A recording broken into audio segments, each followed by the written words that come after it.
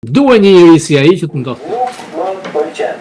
Për këto, por jo vetëm, do të bashkëpunojmë me kënaqësi me gazetaren e njohur Robert Balla. Zoti Balla, përshëndes, faleminderit. Përshëndetje. A ke mundur të mësosh rreth propozimit të Iranit që nuk e pëlqeu Trump atë? Wall Street Journal është gazeta që mund i besosh më shumë. Dhe problemi është tek pasurimi i uraniumit. Ata kërkuan që një pjesë të dilujt të ulet nga 60% ta bëjnë 20%, dhe një pjesë tjetër ta dërgojnë në një vend të tretë si tjetë Rusia, dhe nëse nuk mban premtimet Amerika ta marrin përsëri. Këtë Trump nuk do ta pranonte kurrë, sepse në luftë u fut për ndaluar Iranin me pasurimin e uraniumit. Del blof operacioni përpara një viti kur u thaj që e shkatrova të gjithë, dhe nga ana tjetër Trump kërkon që ata të ngrejnë flamurin e bardhë që humbën. Pra kur bëhet një marrëveshje, dikush do të jetë humbësi. Me sa duket, Irani nga ana diplomatike kanë qenë më të aftë se Kushner dhe Witkoff dhe kërkojnë ta shtyjnë sa më shumë të jetë e mundur këtë lloj armëpushimit, duke ditur që Trump do të jetë në trysninë ekonomike dhe në trysninë e zgjedhjeve të mesmandatit. Ajo që ata nuk kanë parashikuar është që Trump është i paparashikueshëm. Janë 15.000 trupa amerikane në rajon dhe Trump mund godas në çdo çast. Nuk dihet, mbeti enigmatike kush e frenoi kur tha do të zhduk civilizimin, ku ishte gati të shkatronte urat, infrastrukturën dhe centralet energjetike, diçka që Bill Clinton e ka bërë në Serbi, fal nesh, fal Kosovës, fituam, ende nuk dihet, por them se pa përfunduar takimi me Shi të Kinës në 14-15 maj, nuk do të ketë ndonjë veprim.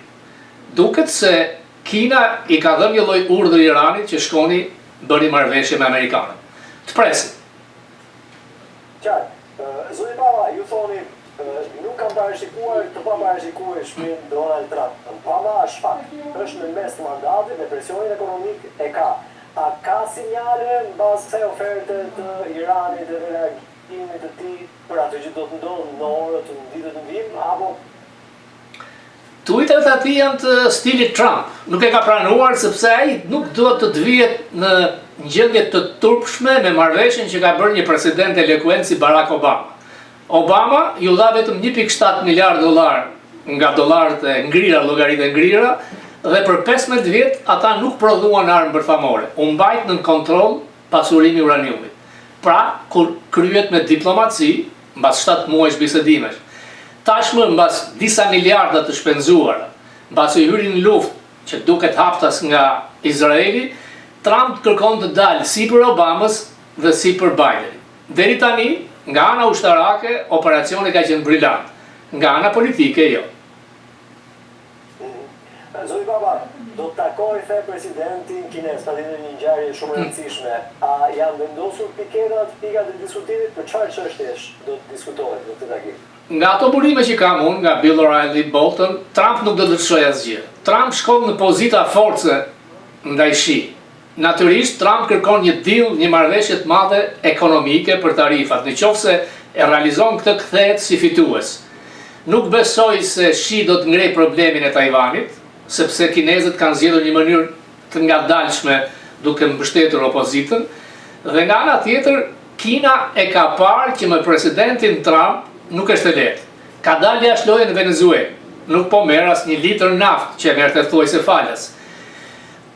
Mbrojtja kundërore kineze ka falimentuar si në Venezuelë, si në Iran. 20% e naftës të Iranit, që ka në sasinë totale të botës, Kina merr rreth 40% të saj. Por më në fund Kina ka filluar dhe me mundëritë e erës për energjinë dhe me bateritë elektrike. Kinezët janë të zgjuar, nuk kërkojnë të kenë përplasje me Trump dhe do të duan që të marrin një marrëveshje tregtare të favorshme. Kina është në një pozicion kritik sepse ka filluar një rënje ekonomike dhe nëse Amerika do të jetë ashpër me tarifa, Kina e pëson më shumë, sepse të gjithë duan tregjet amerikane. Tregu amerikan është ai që josh shumicën e botës që është tek 20-ja, sidomos dhe Kinën. Natyrisht që Kina e ndjek me interes Iranin, dhe Trump nuk do të donte të lejonte hapësirë aleancës Rusi, Kinë, Iran. Pra do të shkojë edhe për t'i treguar le themi viza dhe kuqe. Pa diskutim. Presidenti Shi ndryshon nga zoti Trump. Është inxhinier, ka PhD. Gjysma e byros politike janë inxhinier. Kinezët janë më të ftohtë, por nuk konkurrojnë dot si nga ana ushtarake me amerikanët dhe nga sistemi i vendit numër 1 në ekonominë botërore. Qartë. Zoti Papa, më dërgoj që më mundjen një lajm ku dohej kancelari Schröder, i cili duket se ishte i preferuar i Putin për të ndërbecuar midis Rusisë edhe Bashkimit Evropian. Menjëherë shumë ka qenë reagimi Kaja Kallas, e cila e përjashtoi çdo mundësi. Tani, do të kthyer pas në kohë ndoshta mund të ndihmosh si gazetar me përvojë. Ç'lidhje ka Putin me Schröder? Janë të hershme, ai është punësuar nga rusët pasi është larguar si kancelar, pra ka filorus. Për mua është e pa kuptim që një kancelar gjerman të ketë këto afinitete me Rusinë. Por në qoftë se arrihet paqja, gjithkush qoftë, edhe dikush që është përdorur nga rusët, për mua nuk ka rëndësi. Ajo luftë duhet pushojë. Është në të mirë të Europës, në të mirë dhe të vetë Ukrainës, sepse nuk mund të vazhdoj pafund. Janë vrarë dhe 200-400.000 nga Ukraina dhe thuhet rreth 1 milion të plagosur e të vrarë nga Rusia. Edhe pse si shqiptar nuk ndjej ndonjë empati për dy vende që nuk njohin Kosovë. Qartë. Meqenëse jemi tek Kosova, po i ndjek zhvillimet atje. Vjosa Osmani ish presidentja është hedhur në fushat, është me deklarata të forta kundrejt vetëvendosjes, pa haruar që përmend në fakt gjithmonë Shtetet e Bashkuara të Amerikës, edhe në deklaratën e fundit foli për Këshillin e Sigurisë për tentativat brenda vetëvendosjes për të mos e lejuar atë që të shkojë atje. Si e shikon këtë, le të themi, përdorimin e Shtetet e Bashkuara të Amerikës nga ana e politikës në Kosovë? E pa logjikshme, e pa kuptim, aq më tepër që aktualisht nuk e ka mendjen askush në Ballkan, është Irani. Tjetra është që ego e madhe e Osmanit. Ke qenë presidente, në qoftë do respektosh rregullat e politikës perëndimore, mbasi nuk zgjidhesh më, duhet kalosh në jetë private.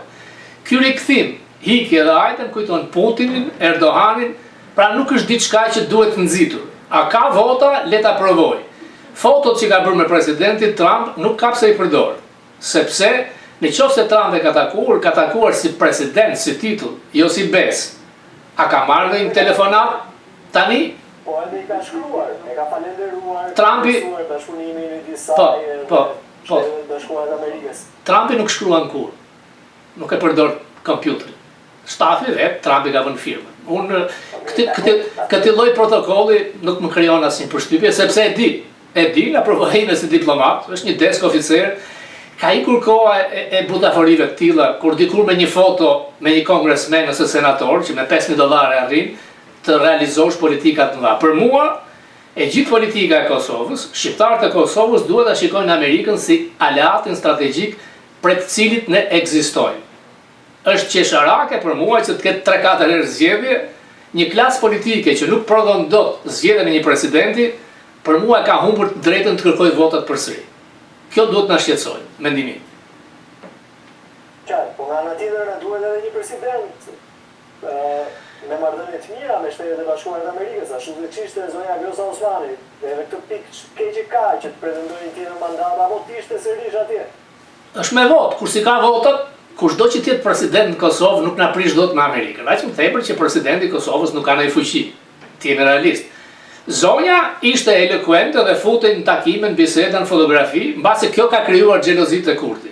Për mendimin tim, nëse do dy vendosja një notë si mësues, 4 i vendos 2. Politika është kompromis, duhet dalin mbi veten, sepse na kthejnë qesharak.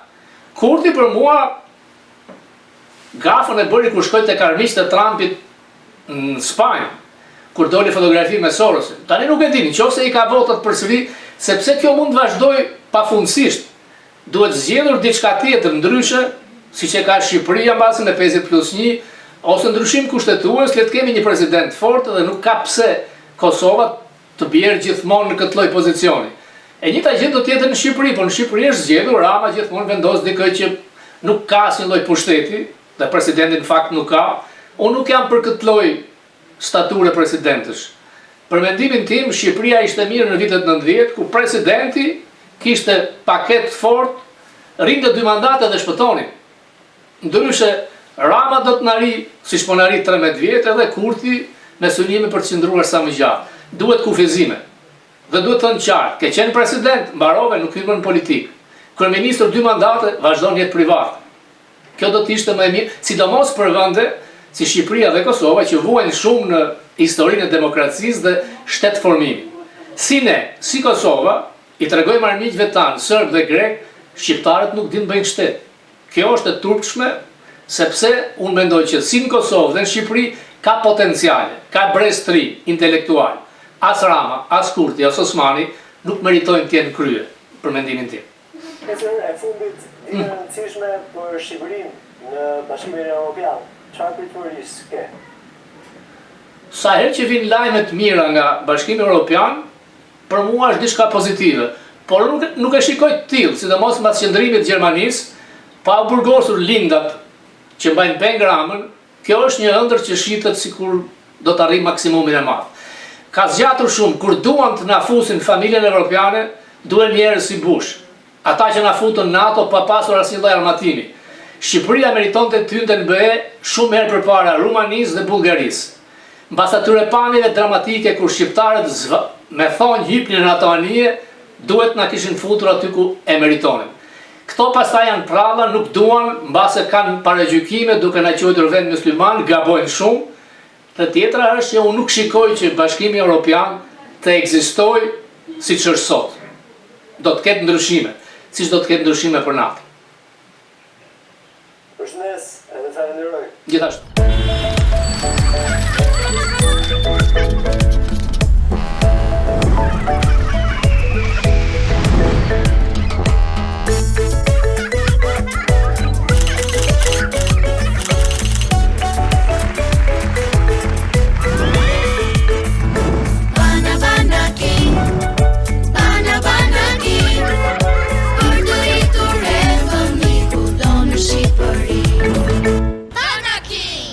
Kudo në Shqipëri.